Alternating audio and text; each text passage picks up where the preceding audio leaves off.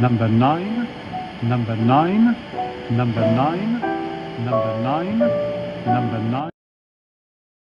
Does this ever happen to you? 9.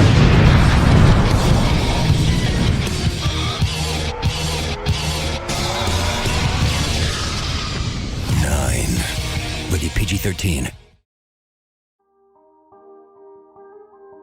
Balance was a 1989 German stop-motion short film. The film followed 5 mysterious numbered figures who would argue over possession of a music box, all while standing atop of an unsteady platform. It was a simple but effective look at the dangers of greed versus the collaborative powers of teamwork. Balance would win the Academy Award for Best Animated Short the following year. It was this film that would inspire a young UCLA student by the name of Shane Acker to attempt his own stop-motion short. Upon realization of just how expensive stop-motion could be, Acker turned to 3D animation, assembling a team with 5 other animators and 3 lighters.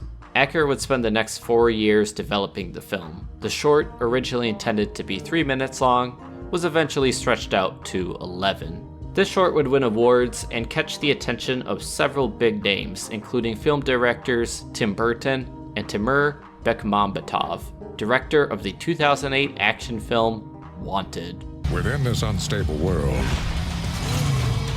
every life hangs by a thread. We are that thread. Along with producer Jim Lemley, they would all agree to produce a feature film adaptation of the short, which would share the same title, 9. Production on the film would go into effect soon after, with animation provided by Lux. The film, distributed by Focus Features, eventually released in theaters on September 9th, 2009. The stars truly aligned that day. So what exactly is 9? What is this film all about? Well, the film follows the story of 9, a heroic Stitch punk created during a robot apocalypse, who encounters others like him and battles evil machines in a tale of survival that will ultimately result in them finding their purpose. Those of you that have never seen 9 are probably wondering what the hell a Stitch punk is. Well, it's essentially a living ragdoll brought to life via their creator's soul, sort of a homunculus of sorts. I often see 9's design compared to Sackboy, and yeah, how could you not make the comparison? Of course, this movie came out in 2009, but seeing as the short was from 2005 and Little Big Planet was released in 2008, I do wonder if the game was in any way inspired by it or not. I do love the designs of the Stitch Punks and how they managed to find a way to make each one so unique. Yes, they each have a number on their back, but you wouldn't need it to tell them apart. You really can tell that these characters were designed with stop-motion puppets in mind. Everything in this film gives off that feeling. It's also pragmatic for a fantasy film, which I do think is a big part of the appeal of this movie. The world building, the way in which everything in this film feels practical. Like if the Stitch Punks and their enemies were physical models rather than CGI, they would all still function. The size of the 9 Stitch Punks is another aspect of the world building that I absolutely adore. It's what makes this apocalypse stand out from any other fantasy take on it. All their tools and weapons have that same believable feeling to them. Ordinary household objects have been repurposed in a way that fits these characters' needs. It's something very specific that I have always adored. I recall watching shows like The Morphiles at an early age and being fascinated by the unique creative uses of the usual desk supplies. Given the size of the puppets, it's something you'll find surprisingly common in stop-motion animation. Guess what I do for adventure? What? I hang glide on a Dorito.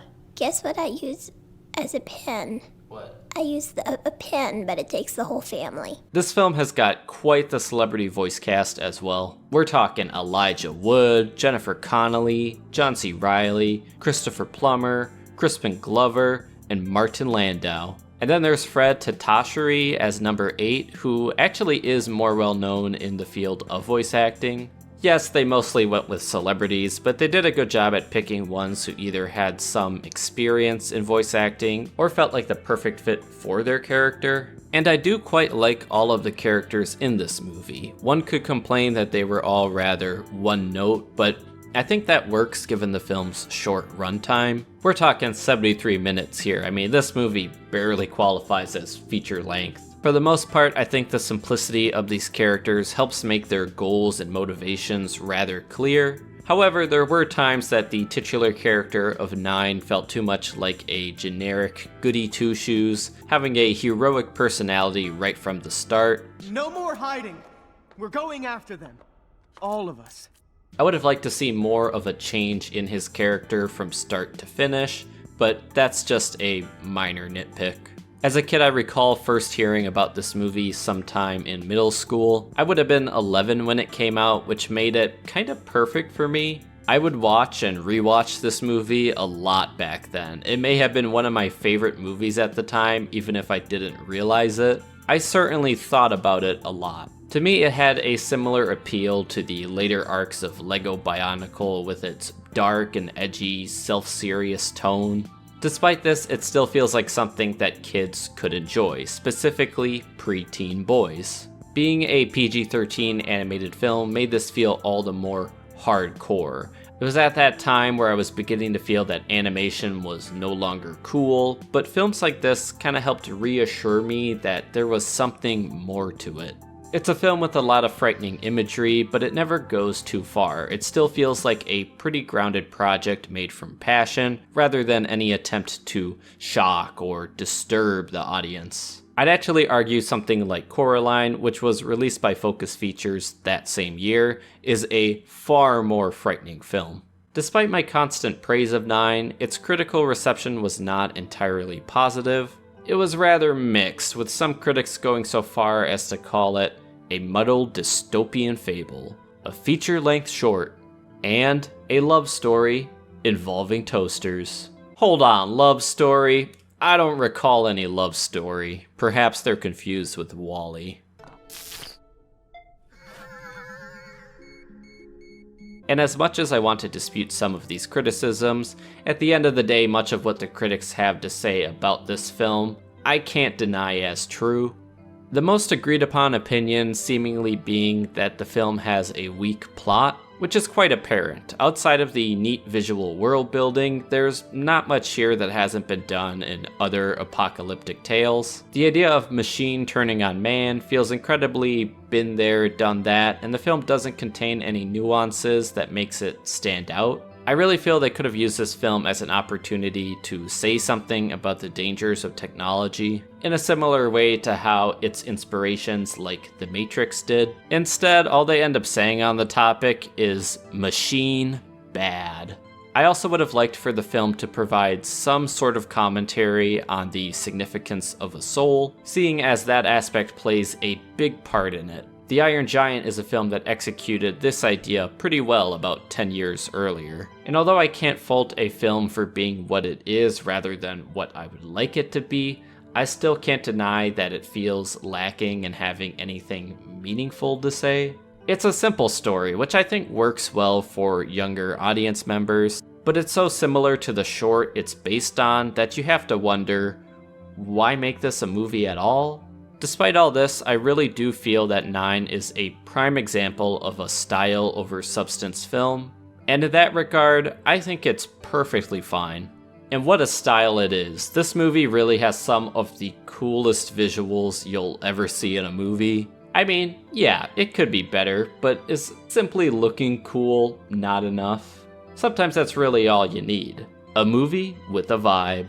I already mentioned that the film is PG-13, which is one of the few aspects of it that does make it feel unique. This was a big deal at the time, seeing as outside of foreign films and direct-to-video comic book movies, PG-13 animated movies were barely a thing in the West. Unfortunately, despite the unique concept of the film, 9 underperformed at the box office, making about $48 million on a $30 million budget. Which honestly sounds pretty good to me. I sure would like to have 18 million. But since then, animated films in the West have continued to be mostly geared towards young children. Shane Acker, being the director of this film, is the one I really wanted to focus on in this video. He's a director I think about often, mainly for the fact that he gave us a big swing like 9 and then just sort of disappeared from the Hollywood scene. Since his directorial debut, he has been involved in all sorts of interesting projects that failed to make it off the ground, perhaps his most notable being a Thomas the Tank Engine movie titled The Adventures of Thomas. Now I know what you're thinking.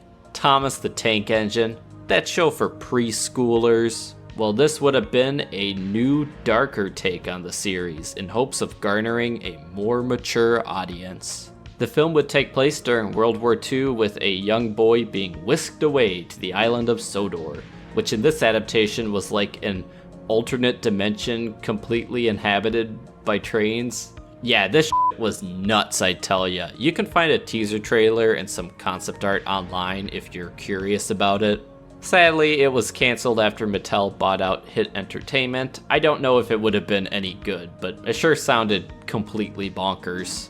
Another project he seemingly tried and failed to get off the ground back in 2013 was an animated adaptation of the Beasts of Burden comic book series. This is one I would have loved to see. It would have been more of a horror approach, which feels right for Acker. Alas, it wasn't meant to be, and the only projects, at least as a director, he seems to have gotten off the ground since then are 2 animated shorts, Plus Minus in 2010, and Crusoe in 2021. I can't help but feel sorta bad for him. It feels like at one point he was set up to be the next big thing in animation, and it's really sad to see how rapidly the idea of creating more mature animated films fizzled out. That's not to say there are no adult animated films. Every so often we still get an R-rated one released theatrically. However, those play into stereotypes too, seeing as the vast majority of them are comedies. And it still doesn't compare to the sheer amount of animated movies geared towards children, which seems to be never ending.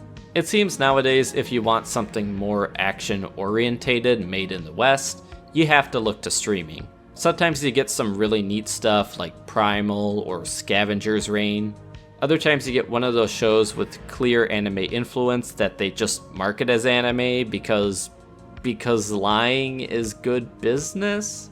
I still prefer the concept of a PG-13 animated film to an R-rated one because that label allows for darker, more mature stories that's not limited to mainly kids or adults. Quite often it means that both of them can still enjoy it. Warner Brothers is releasing their animated Lord of the Rings movie later this year, but even that's being done in more of an anime art style like all of those shows on Netflix. Because I suppose that's the only way these sort of projects can get greenlit now over here.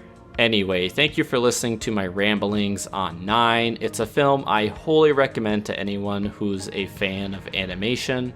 It may be lacking in some places, but the vibes alone are immaculate. Wishing you all the happiest of Halloweens. Stay safe out there. Goodbye.